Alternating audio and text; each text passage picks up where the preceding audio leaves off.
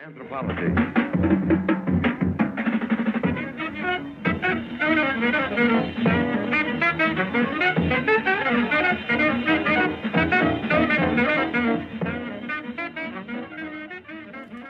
My name is Don McGlynn, and I've done a very large number of music documentaries in all kinds of different genres like blues and folk and classical music, pop music, even techno music. And I guess if you were to look at my filmography, there's more jazz than anything else, but I kind of ran away from it for a while. And one of the reasons I did that was, I don't know, it was just, it seemed like the audience was kind of shrinking. And what happened for me, though, is I revisited the music of Charlie Parker, which I hadn't been listening to for maybe 20 years, and I went, oh my God, this is so great, this is so wonderful. And in the back of my head I was thinking, well, maybe I should do something about the invention of this music. And the more I thought about it, it is one of the most sort of tumultuous and fascinating and wild times in all of American musical history in the 20th century. I thought this could be a really fun project. And then, of course, one of the other reasons I thought it was good was, for example, I did a movie about gospel music where I summarized 200 years of the history of gospel. And I thought, well, this isn't quite as absurdly challenging as that.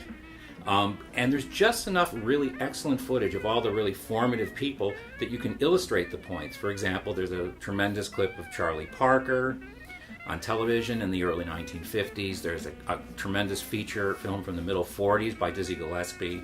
There's footage of all these other great people like Billy Eckstine and Harry the Hipster Gibson and Lenny Tristano, all these people that I love.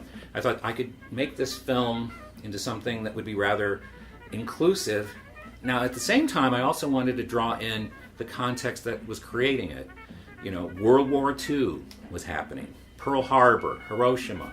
And a little bit later, when the cool era came in, you had Sputnik going into outer space. So I thought, why not create a little bit of an historical perspective?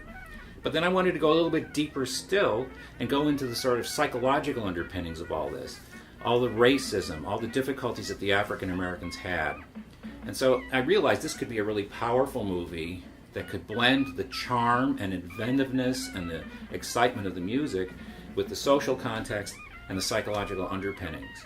So anyway, keep an eye out. We are going to have podcasts frequently on this. We're going to have radio air checks. Eventually there's going to be a book. And of course, there will be a documentary film.